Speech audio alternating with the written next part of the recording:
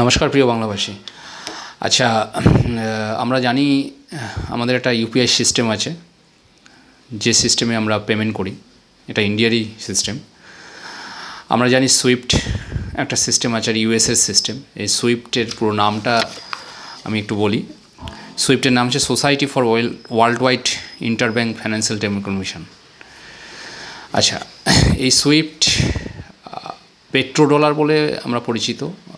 সুইফটটাকে আমরা দেখেছি যখন রাশিয়া ইউক্রেনকে আক্রমণ করে, তখন জো বাইডেন ইউএসের প্রেসিডেন্ট কিন্তু সুইফট থেকে রাশিয়াকে বের করে দেয়। সাংশন মানে রাশিয়া সুইফট থেকে বেরিয়ে গেল। আচ্ছা, সুইফট থেকে বেরিয়ে যেতে রাশিয়ার কি প্রবলেম হলো? কিছু প্রবলেম হলো না, কিন্তু উল্টে সাপে বর হলো। কেন হলো সেটা বলছি।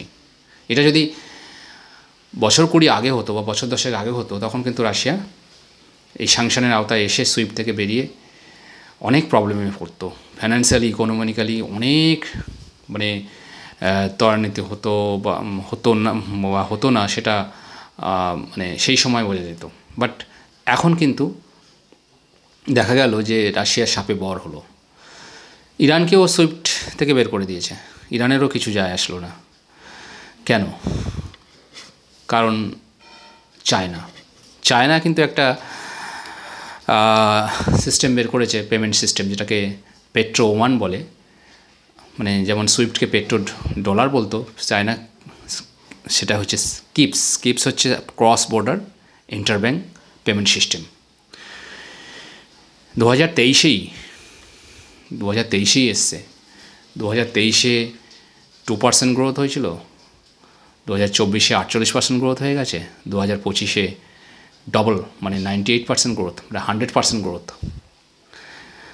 মানে একটু বলছি এই গ্রোথ ব্যাপারটা কি। যেখানে সুইফট কিন্তু প্যারালি চলছে, সুইফটের গ্রোথ 1.2%, 1.5% পার ইয়ার। 1973 সালে ইউএসএ বেলজিয়ামের সহায়তায় আরব কান্ট্রির, মূলত সৌদি আরব যারা তেল উৎপাদন করে, সৌদি আরবকে বলল যে তুমি ভাই তেল আমাকে বিক্রি করবে, এবং আমাকে নয়, পৃথিবীর যে কোনো দেশকে বিক্রি করবে, পেট্রো ডলারে বিক্রি করবে। আমি তোমার সিকিউরিটি দায়িত্ব নিলাম। কন্ডিশন হচ্ছে পেট্রো ডলারে বিক্রি করবে। 1973 সাল। তো পেট্রো ডলারটা তাকে তো মডিফাই করতে হবে। পেট্রো ডলারটা কী অ্যাকচুয়ালি, সারা পৃথিবী যখন কিনবে তো তার একটা সিস্টেম তৈরি করতে হবে। সেই সিস্টেমটা হচ্ছে সুইফট, যেটা আমি বললাম society for world wide interbank financial telecommunication. বেলজিয়ামের সহায়তায় করেছে, বাট এখানে 10টা G10 ইন্টারন্যাশনাল ব্যাংকের সাথে জড়িত। এই G10 নামগুলো আমি বলছি: Belgium, national bank of Belgium NBB, Canada, bank of Canada, France, Banque de France, Germany, Italy, Japan, Netherlands, Sweden, UK, USA, আর পরে সুইজারল্যান্ডকে অ্যাড করা হয়েছে। সুইজারল্যান্ডকে অ্যাড করে 11টা কান্ট্রি হচ্ছে, বাট সেই G10 ইন্টারন্যাশনাল ব্যাংক নামে পরিচিত, এবং এরাই কন্ট্রোল করে মূলত। তো এই বেলজিয়ামের সহায়তায় একটা অ্যাপ মানে সিস্টেম তৈরি করে। সেই সিস্টেমটা হচ্ছে সুইফট, এবং সেই সুইফটের মাধ্যমে সারা পৃথিবীতে কিন্তু পেট্রোল বা তেলের কেনাবেচা হয়, এবং সেটাকে ডলারই অ্যাকসেপ্ট করলো।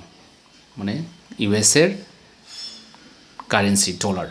তখন থেকে কিন্তু ডলারকে প্রত্যেকটা দেশ, প্রায় 200টা কান্ট্রি কিন্তু আলটিমেট এই পেট্রো ডলারের আওতায় আসলো, সুইফটের আন্ডারে আসলো। এবং সেক্ষেত্রে কী হলো, সবাইকে ওই ডলারকে রিজার্ভ করতে হলো।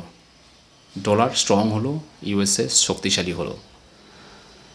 ডলারকে রিজার্ভ করতে হলো কেন? কারণ এই ডলারের মাধ্যমেই কিন্তু কেনাবেচাটা হচ্ছে, অন্য কোনো কারেন্সিতে হচ্ছে না। মানে যে যার নিজস্ব কারেন্সিতে, যেমন ধরুন ইন্ডিয়ার টাকা বা রুপিস,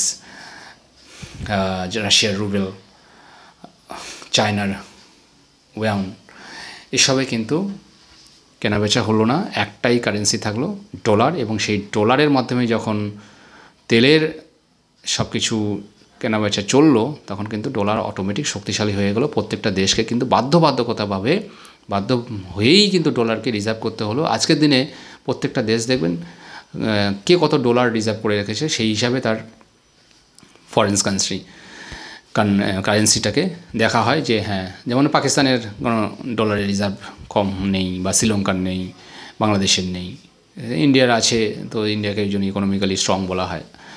তো এটার এক টাইপের মানে ইউএসএ ডলারকে স্ট্রং করার জন্য একটা চাল। এইটাকে এখন কাউন্টার করছে চায়না। কি দিয়ে? এই কিপস দিয়ে। মানে বললাম যে cross border interbank payment system, petro one এবং এর যে সিস্টেমটা, এই সিস্টেমটাতে কিন্তু সেকেন্ডে 3 বার ট্রানজাকশান করা যায়, যেটা সুইফটকে ট্রানজাকশান করতে মানে অতি প্রাচীন 1973 সালে বেলজিয়াম করেছে, প্রায় 3 থেকে 5 দিন লাগে, এবং কয়েকটা মাধ্যমে হয়, অনেক জটিল। বাট কিপস কিন্তু অনেক মানে ইজি, এবং সেকেন্ডে 3 বার ট্রানজাকশান করা যায় বলে আজকে কিপস সারা পৃথিবীতে কোনোভাবে ইউএসের সাথে কিন্তু ডিরেক্টলি সংঘাতে যায়নি চায়না, যেমন ইন্ডিয়াও যায়নি। রিসেন্টলি যে অনেক ট্যারিফ চাপিয়েছিল, কোনো কিন্তু ডাইরেক্ট প্রতিক্রিয়া দেখায়নি যেমন ইন্ডিয়া, এবং সেই কারণে হয়তো ইউএসএ আবার ইন্ডিয়ার সাথে হাত মিলাচ্ছে এবং ক্রস বর্ডার সিকিউরিটিটাকে শক্ত করার জন্য তারা টিম পাঠিয়েছে। তো সেরকম চায়নাও কিন্তু ডাইরেক্ট সংঘাতে না গিয়ে সারা পৃথিবীতে কিন্তু কিপস দিয়ে তার পেট্রো ওয়ানকে আরও ত্বরান্বিত করেছে, এবং সেই কারণেই চায়না আরও ইকোনমিক্যালি স্ট্রং হচ্ছে, যেটার ভয় হচ্ছে ইউএসএ কিন্তু আস্তে আস্তে ডিডলারাইজেশন হয়ে যাচ্ছে এই কিপসের জন্য। আমরা দেখেছি যে একটা ব্রিক্স একটা কারেন্সি আসার কথা। এই ব্রিক্স আমরা দেখেছি যে Brazil, India, Russia, China, south Africa, এরা একটা কারেন্সি যৌথভাবে করার জন্য কিন্তু একটা মিটিং হচ্ছে এবং এটা চলছে, প্রসেসে আছে, বাট এখনও অবধি সেই হিসাবে ফ্রুটফুল হয়নি। কিন্তু তলে তলে চায়না কিন্তু কিপসটাকে অনেক বেশি মানে 2025-এ মানে বিনা ফিসে, এই মেন কারণ কী বলুন তো, ফিস নেই কোনো, এই ট্রানজাকশান ফিস নেই, যেটা সুইফটে ট্রানজাকশান ফিসটা অনেক হাই। সে কারণে তো আমেরিকার এত ইনকাম ছিল, ট্রানজাকশান ফিসটাও তো অনেক হাই, বলে নাকি শুনেছি 10%। চায়না আরেকটা জিনিস হচ্ছে, এই আমরা এখন দেখছি না ইদানিং ইন্ডিয়াতে আমরা মন্দির মসজিদ তৈরি করতে ব্যস্ত, হুমায়ুন কবির এত শিরোনামে বাবরি মসজিদ তৈরি করবে, বিশেষ করে ওয়েস্ট বেঙ্গলে। আমরা দেখছি যে শিল্প তো হয়নি, কলকারখানা তো হয়নি, যেটুকু ছিল সেটাও জিরোতে পৌঁছেছে।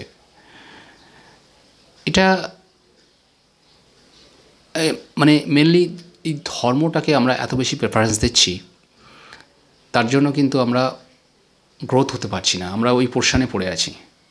সেখানে কিন্তু চায়না দেখবেন 85% মানুষ ধর্ম মানে না, ওই যে কি বলে না, আমরা কোনো ধর্ম মানি না। তো সেক্ষেত্রে দেখা যায় যে ওখানকার মুসলিম সম্প্রদায়ও মানে একদম কন্ট্রোল বাই চায়না সরকার, এবং ওরা শিল্প বলুন, ইন্ডাস্ট্রি বলুন, রুজি রোজগার বলুন, সব এর উপরেই জোর দিয়ে আছে। ইকোনমিক্যালি অনেক বেশি স্ট্রং যাতে হয় সেই সিস্টেমটাকেই কিন্তু ওরা বেশি করে ত্বরান্বিত করছে। এবং তার জন্য আমরা দেখেছি এই যে মাও জেদাং তো কারিগর, ঠিক আছে, চায়নাকে তৈরি করেছে। তারপরে ডেং ইয়াং যে 1978 সালে একটা মানে জেনারেল কোর্সটাকে বন্ধ করে দিয়ে ত্বরান্বিত করলো কি টেকনিক্যাল কোর্স, সেটা কিন্তু ফ্রুটফুল হলো 2010-এ। আপনারা দেখবেন এই টেকনিক্যাল কোর্স চালু করার জন্য ওদের কিন্তু ইন্ডাস্ট্রি হাফ হলো, স্কিল লেবার পাওয়া গেল, যেটা আমরা পাই না। আমরা বেশিরভাগই বাচ্চাদেরকে কিন্তু টেকনিক্যাল কোর্সের জন্য অ্যালাউ করি না, কারণ টেকনিক্যাল কোর্সের জন্য অ্যালাউ করে ইঞ্জিনিয়ারিং পড়ার পরেও কিন্তু চাকরি বাকরি পায় না, সেই জন্য জেনারেল কোর্সেই পড়ে এবং তার জন্য স্কিল্ড লেবার বা স্কিল্ড ওয়ার্কার বা ইঞ্জিনিয়ার তেমনভাবে আমরা কিন্তু পাই না। এই ক্ষেত্রে চায়না কিন্তু অনেক বেশি স্ট্রং এবং ওদের স্কিল্ড লেবার বা স্কিল্ড ইঞ্জিনিয়ার বা স্কিল্ড সুপারভাইজার বলুন, টেকনিশিয়ান বলুন, অলিতে গলিতে।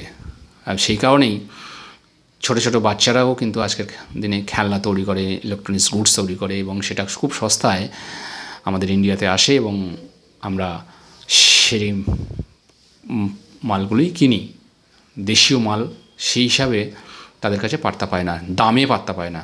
হয়তো কোয়ালিটিতে ঠিক আছে কম বেশি, বাট কোয়ালিটি তৈরি করতে গিয়ে যে মানে ইনস্ট্রুমেন্ট, খেলনা বলুন, যা কিছু বলুন, তৈরি করতে গিয়ে যা খরচা হয় সেই হিসাবে চায়না মালগুলো এত সস্তায় পাওয়া যায় যে চায়না মালের মার্কেট আজও অবধি কিন্তু আমরা বন্ধ করতে পারিনি। এর মেন কারণ ওদের ডিসিপ্লিন, ওদের ডেডিকেশন, ওদের মানে এডুকেশন সিস্টেমটা কনভার্ট করা জেনারেল কোর্স থেকে টেকনিক্যাল কোর্সে, এবং সর্বোপরি এমন সুন্দর সুন্দর অ্যাপ তৈরি করছে এবং এই সুন্দর সুন্দর টেকনিক্যাল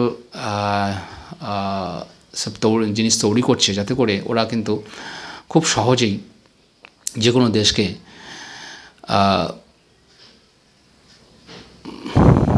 নিজের কন্ট্রোলে নিয়ে আসছে এবং প্রতিটা দেশও কিন্তু আজকের ইউএসের যে এই যে প্রবলেম, ইউএসের প্রত্যেকটা মানে সারা পৃথিবীতে যে কন্ট্রোল করা, সরকার ফেলে দেওয়া, এই যেমন বাংলাদেশকে করলো, তো এসবে থেকে আর কিন্তু কোনো দেশ ইউএসএকে বিশ্বাস করে না। আস্তে আস্তে কিন্তু চায়নার দিকে ঝুঁকছে। আমি বলতে চাইছি যে চায়নার দিকে কেন ঝুঁকছে, ইন্ডিয়ার দিকে কেন নয়? ইন্ডিয়ার আমি শুনছি যে ইউপিআই অনেক স্ট্রং, কিন্তু ইউপিআই নিয়ে হচ্ছে না। শুধুমাত্র রাশিয়ার সাথে তেল কেনা বেচার জন্য রুপিস ব্যবহার করা হচ্ছে, ডলার না ব্যবহার করে রুপিস ব্যবহার করছে, কারণ সুইফট থেকে বেরিয়ে গেছে রাশিয়ার সেই হিসাবে ডলারের আর কোনো দরকার নেই।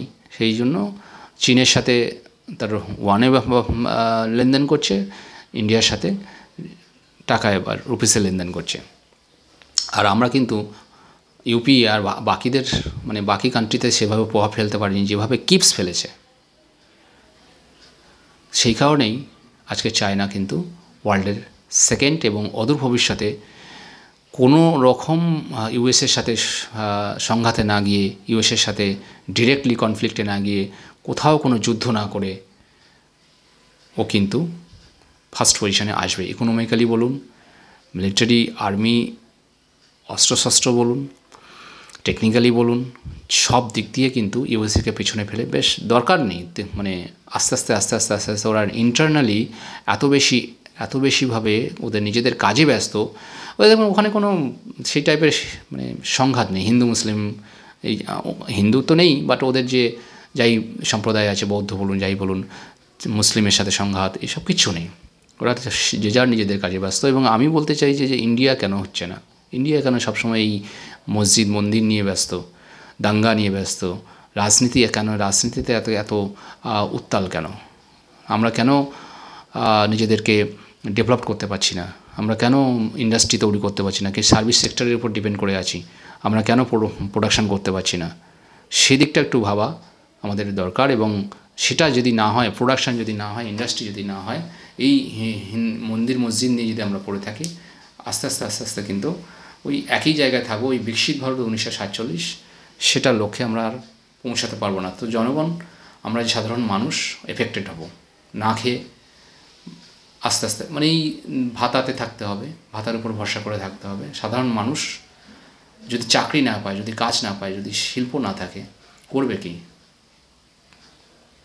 সবাই যদি চপ ভাজতে থাকে, সবাই যদি ফুচকা তেলে ভাজা ভাজতে থাকে, তা খাবেটাকে?